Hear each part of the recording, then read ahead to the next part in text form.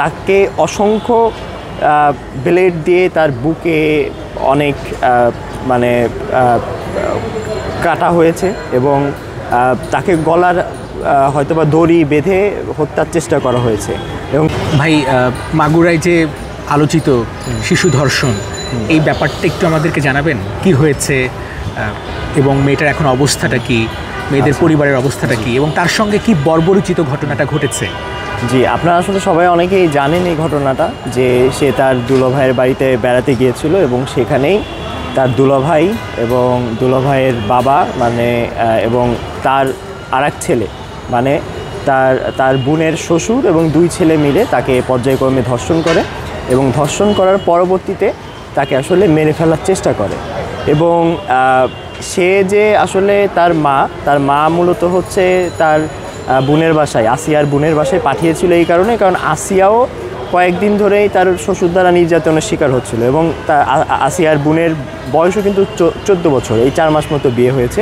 তো সেই জায়গাতে যখন তার মা শেয়ার করে যে আমার এরকম বিভিন্ন সমস্যা হচ্ছে, তার ছোট বোনকে পাঠাই যে একটু যদি সাপোর্ট হয়, এবং সেদিনই চলে আসার কথা ছিল, কিন্তু আসিয়ার মা বলে যে আজকে থাকো, তোমার আজকে আর আসা লাগবে না। এবং সেই রাতেই অবাক সবথেকে যে রমজান মাসের ভিতরে একটা ঘটনা, এবং বাপ ছেলে মেয়ে এই ধরনের ঘটনা ঘটিয়েছে এবং তাকে অসংখ্য ব্লেড দিয়ে তার বুকে অনেক কাটা হয়েছে এবং তাকে গলার হয়তোবা দড়ি বেঁধে হত্যার চেষ্টা করা হয়েছে। এবং পরবর্তীতে তাকে আসলে হসপিটালে ভর্তি করা হয়, সেখান থেকে তাকে ফরিদপুরে পাঠানো হয় এবং ফরিদপুর থেকে আপনার ঢাকাতে পাঠানো হয়। তো এখন মেয়েটার এখন অবস্থা আসলে একদমই আশঙ্কাজনক, হয়তোবা ও চলে যাবে আমাদের ছেড়ে, এবং আর খুবই খারাপ অবস্থা দিনকে দিন। সবথেকে বেশি কষ্টটা হয়েছে যে গলাতে যখন অনেক বেশি দড়ি দিয়ে যখন হত্যা করার চেষ্টা করছে, ওইটার কারণে আসলে ওর সেন্স আসতেছে না, ধীরে ধীরে কমতেছে। স্বাভাবিক একটা মানুষের আসলে সেন্সের যে মাত্রাটা সেটা থাকে 15, সেটা গতকাল দুপুর পর্যন্ত ছিল 8, এরপরে সন্ধ্যার পরে 6, এরপরে 5, আর সর্বশেষ রাতে ছিল 4। পরে আর ডাক্তার জানায় নাই, লাইফ সাপোর্টে নেওয়া হয়েছিল গতকালকেই, এবং এখনও জানা যায় নাই, তবে হয়তোবা ওকে আর বাঁচানো সম্ভব হবে না। তবে দেখেন যে এই ধরনের ঘটনা শুধু যে আসিয়ার সাথে ঘটছে তা না। আমি নিজে একজন ছেলে, আমি যখন ছোট ছিলাম বিভিন্ন খেলনার দোকানে যেতাম, বিভিন্ন মানুষের সাথে মিশতাম, আমরাও কম বেশি ব্যাড টাচ বা এরকম ছোটোখাটো নির্যাতনের শিকার হয়েছে, হয়তো বা কেউ বলার সাহস পায় না। আপনি দেখেন এই কয়দিন আগে মুন্সিগঞ্জে 1 সপ্তাহ হলো একটা বাচ্চা, সে ওয়াজ মাহফিলে গিয়েছিল, সেখান থেকে এক আইসক্রিম বিক্রেতা তাকে নিয়ে যায় এবং পরবর্তীতে ওকে ধর্ষণ করতে না পেরে তাকে মেরে ফেলে। ঘটতেছে অনেক আগে থেকেই ঘটতেছে। এখন আমাদেরকে আসলে কাজ করতে হবে, কারণ আমাদের কারো অপেক্ষায় সরকার কখন কি করবে, ইউনিসেফ কখন কি করবে না। আমি আমার পরিবারের জন্য, আমার এলাকার জন্য প্রত্যেকটা বাচ্চাদেরকে আমরা জানাই যে কোনটা গুড টাচ, কোনটা ব্যাড টাচ, অভিভাবকদের জানাই। গ্রামের সহজ সরল মানুষ এরা তো আসলে এই ব্যাপারগুলো বোঝে না। দেখা যাচ্ছে তার বাচ্চাকে অমুক চাচা, অমুক দুলা ভাইয়ের কাছে দিচ্ছে, এবং তাদের আপনারা জেনে করবেন যে 2023 সালে একটা জরিপ করা হয়, এই যে শিশু পর্নোগ্রাফি এর একটা জরিপ করা হয় শিশু পর্নোগ্রাফি ম্যাটেরিয়ালসের উপর। সেখানে বাংলাদেশের অবস্থান দ্বিতীয়, প্রথমে ভারত, এরপরে বাংলাদেশ।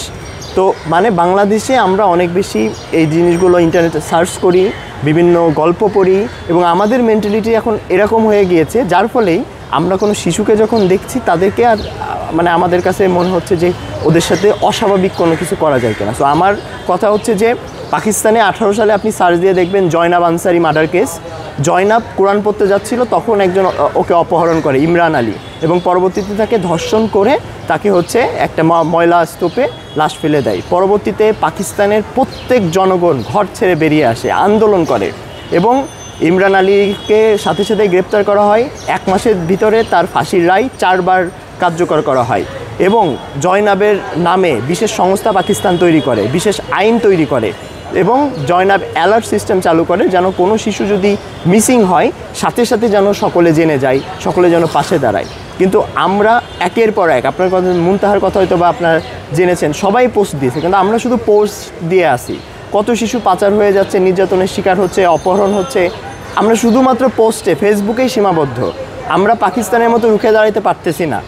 তো আমরা তরুণরা, বাংলাদেশকে নতুন বাংলাদেশ তৈরি করেছে তরুণরা, আমি একটা জিনিসই আহ্বান করছি যে সকলে মিলে তার এলাকায়, তার পরিবার, তার কলোনিতে অন্তত প্রত্যেকটা বাচ্চাকে সচেতন করি, প্রত্যেকটা অভিভাবককে জানাই যে আপনার সন্তানকে বাবা মা, আপন বাবা মা ছাড়া কারোর কাছে, কারোর কোলে কেউ এসে চুমু দিবে, এইগুলো যাতে অ্যালাউ না করা হয়। একটা শিশু সে কিন্তু যে শাহবাগে আন্দোলন করতে পারে না, তার অধিকারের জন্য আমাদের কথা বলা উচিত, আমরা যারা জানি। এবং আপনার হসপিটালে আসুন, এসে দেখুন, বিভিন্ন সময় আপনার এসে খোঁজ নিন, প্রতিবাদ করুন, আওয়াজ তুলুন, সমাধান আসুন। কারণ কালকে আপনার মেয়ে হতে পারে, আপনার ছোটো বোন হতে পারে। আর আমি কালকে থেকে এখানে সকাল থেকে, আমার বাড়ি মাগুরা, আমি ভিতরে যাওয়ার চেষ্টা করিনি, কারণ আমি কি মুখ নিয়ে যাব ওর কাছে, আমি কিভাবে দেখব ওকে, এবং আমার এটা কোনো জবাব নাই, সে সাহসও আমার নাই। তো এই ঘটনা, এরকম ঘটনা সবসময় হচ্ছে, পবিত্র রমজান মাসেও হচ্ছে। আমি অনুরোধ করব যারা রাজনৈতিক ব্যক্তিত্ব আছে এবং সরকার রয়েছে, বিভিন্ন child protection agency, UNICEF, save the children, সকলে এই বিষয় নিয়ে আলোচনা করুন, কিভাবে এই শিশুদেরকে সুরক্ষিত রাখা যায়, আমাদের বাংলাদেশটা কিভাবে শিশুদের জন্য নিরাপদ রাখা যায়, সবাই চেষ্টা করুন। আর যেন আসিয়া এইরকম পরিণতি যেন না হয়। ভাইয়া, মেয়েটার বোন মানে আসিয়া, সেও তো আসলে সংসারে ভালো ছিল না, তার বক্তব্য যেটা আমরা শুনতে পেলাম, সেটা কি ছিল? মানে তার আসলে ব্যাপারটা এরকম যে তাদের মানে আসিয়ার বাবার আসলে একটু মানসিক সমস্যার কারণে এবং দারিদ্রতার কারণে ওই তার বড় বোনকে, আসিয়ার বড় বোনকে আসলে বিয়ে দিয়ে দেওয়া হয়, বাল্যবিবাহ দিয়ে দেওয়া হয়, এবং বিভিন্ন সময় আসলে তাকে বিভিন্নভাবে টর্চার করা হয়, নির্যাতন করা হয়। যে জিনিসগুলো আসলে পুরোপুরি ওর বোন কখনো বলে না, মাত্র 4 মাস বিয়ে হয়েছে, এর ভিতরেও তার শ্বশুর বিভিন্নভাবে তাকে নির্যাতন করার ট্রাই করে, এবং এই নির্যাতন শেষ হয়েছে। কিন্তু ওই যে আর্থিক দুর্বলতা, এখন বলবেন যে বাল্যবিবাহ, এটা বাল্যবিবাহর কথা অনেকেই দেখি যে বলে হ্যাঁ বাল্যবিবাহ দেওয়া উচিত, অনেকেই বলে দেওয়া উচিত। আরে দরিদ্রতা আমাদের বিমোচন করা উচিত, একটা শিশু সে যেন পড়ালেখার সুযোগটা পায় সেই দিকে আমাদের মানে লক্ষ্য রাখা উচিত।